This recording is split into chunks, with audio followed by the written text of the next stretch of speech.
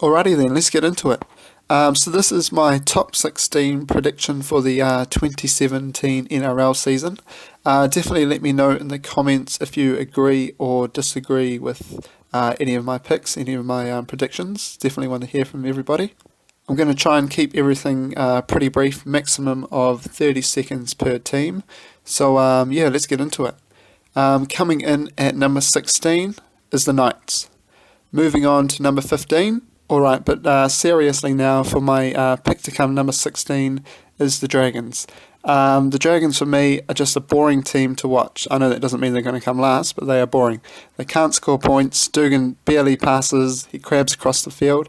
I think they've recruited well in Paul Vaughan. For me, I rate him quite highly. He can break the line, offload, definitely score some tries. But obviously, as a forward, it's not his job to be scoring tries and offloading that. It's the backs and the halves. And yeah, the team that they've got, they just can't do it. They lack the X factor. But who knows? If they change their coach, get rid of Paul McGregor, maybe their fortunes will change. Alright, coming in at number 15, you knew it was coming up very soon, is the Knights. Lots of people, picking the Knights to be coming last or at least second to last. So for me, obviously they've got a young squad, but I definitely think they'll be better for the experience which they had last year. I think they've lost, or a good move from them is losing the dead weight in Uate. He's lost his X factor and he just doesn't have it anymore. I do like their recruit of Anthony Tupou. He adds a bit of steel to their defence, has a bit of experience and he can offload. But yeah, he's not exactly a top NRL player, but he's a good NRL player and he's experienced, which is what the Knights need. Alright, so this might be a bit of an unpopular opinion, but coming in at number 14 for me is the Doggies. It's just a personal opinion. I'm just not feeling the love for them. They don't have much X factor, and comparing their spine to most other teams, it's pretty average. They also have a tough start to the season. They've got the Storm, the Roosters, the Warriors, Manly and Broncos. So coming in at number 13 for me is the West Tigers. Besides Aaron Woods, who arguably you could say isn't that great of a forward anyway with the amount of flops he does on tackles. Besides him, they don't really have that great of a forward pack. All eyes will be on Jason Taylor and also Idris. Jason Taylor, obviously, as Farah has gone, so he's got his way, so to speak. Yeah, they're definitely a danger team if Moses and Tedesco can fire, but their problem is consistency. Coming in at number 12 for me is the Manly Sea Eagles. For me, I think they've got a good roster, but not great. Something I've learned from the past, however, is to never write off Manly. They've got a good recruit in Blake Green, which is definitely going to help DCE. Also, what will help them is Tom Turbo playing fullback. Personally, I don't think they've made a good recruiting choice in getting Uate, but who knows, maybe fortunes will change around and he'll be the top winger of the year. Next cab off the rank for me is the Rabbitohs. It was quite hard to place them where they are, so it's just a personal opinion. I think the teams in front of them are just better. It's just simple as that. Also, the Burgess brothers definitely have some errors in them, which I feel definitely cost them some games. However, if Inglis fires, top 8 is definitely a reality. Could potentially be 3-3 to start the season, however, because they have games against Tigers, Manly and the Knights. Alright, so coming in at number 10, for me this is probably an uncommon opinion, but for me it's the Eels. Personally, I don't think they have that good of a squad. I know lots of people will disagree, but it's just how I feel. Besides Norman, they lack a proper half. Also, Radradra in previous years has been a bit of a strike weapon, but as we've seen lately, he's got his mind, focusing on Union and just being a bit lazy, not getting involved as much. Also, they lack a decent hooker after losing Pete's, and also a decent goal kicker. And how many games are won or lost by 6 points or less? Alright, so we're getting close to the top 8 now, and for me, coming in at 9th spot is the Roosters. Obviously, last year the season was basically over before it started with all the injuries and the Pearce drama.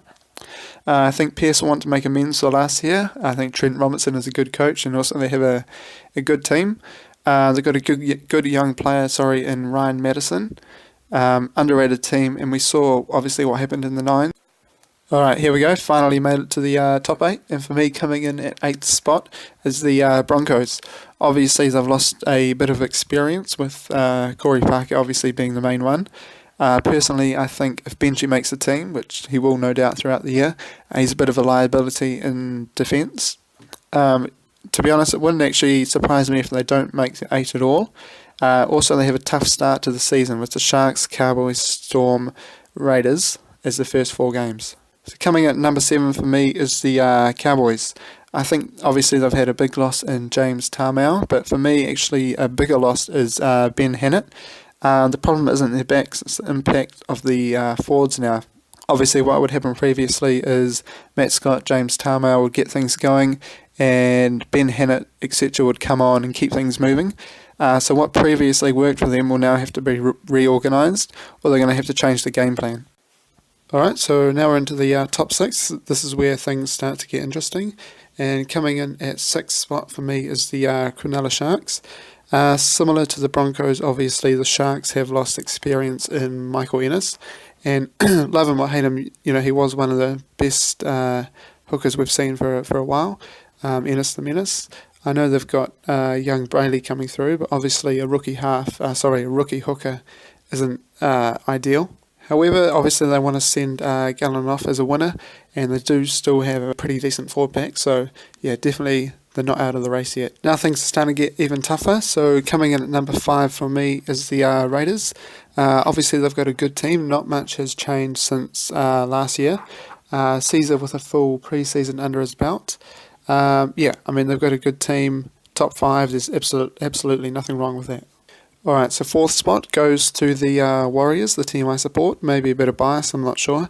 But definitely on paper at least, you could argue that they have the best team. They pretty much do. Obviously the Kiwi spine, they've got good young wingers in Lola here and Momalo. Good centre with Kata. Obviously the halves are decent. Hooker, Isaac Luke. To be honest, the weakest spot I can see for the Warriors is something you don't normally associate with them, and that is the forwards. The props or the front rowers. Obviously, Madalino's been in a bit of a form slump recently, and we've got Lissoni and Vetti coming through. But there's no real meter eater like a Steve Price or a Ruben Wiki Fafita kind of guy. Alright, so coming in at number 3 for me is the Panthers. Obviously, similar to the Raiders, not much have changed. Obviously, they have recruited James Tamau, which is obviously a pretty decent recruit. Another year wiser for the younger players. Obviously, Cleary made his debut last year, along with a few others. Tamari Martin, obviously. So those two, along with the Panthers forward pack and the Panthers backs, along with Moylan at the back, should be a pretty decent team and definitely a danger to the premiership. Alright, so we have 2 teams left, the Titans and the Storm, and coming in at number 2 for me is the Titans. Obviously, they've got a great team, Jared Hayne at the back with a full pre-season under his belt. Conrad Harrell also with a proper pre-season under his belt, supposedly. They've got good forwards, good hooker and Pete's, good halves. Kane Algie did a complete pre-season back from a year off. So, yeah, obviously you have a extremely good team. Chris McQueen also, who I quite highly rate. So, yeah, big things for the Titans this year. Alright, so obviously number 1, who else but the Melbourne Storm. They've got obviously the greatest players in the key positions with hooker and halfback with Smith and Cronk. And if Slater can come back to at least 70 to 80% of what we know he can do, then the Storm are definitely going to be a threat to the premiership. Obviously lost a bit of experience in the second row with Proctor leaving. However, they do have obviously young forwards coming through. Nelson is Sofa Solomona, and they've lost Blake Green also, but Brodie Croft is definitely a adequate replacement. Okay, so just to summarise everything, this is the NRL, so obviously it is extremely unpredictable. Nobody really knows what's going to happen. The wild card for the top 8 for me would be Manly. The wild card for the premiership would be the Titans. The biggest improvers for me are the Roosters, and if I had to have a couple of picks for the Dally M, a forward and a back. The forward I would choose would be Matt Scott, and the back would be Sean Johnson. Anyway, definitely let me know in the comments if you agree or disagree with anything. But most of all, guys, thanks for watching and enjoy the season ahead.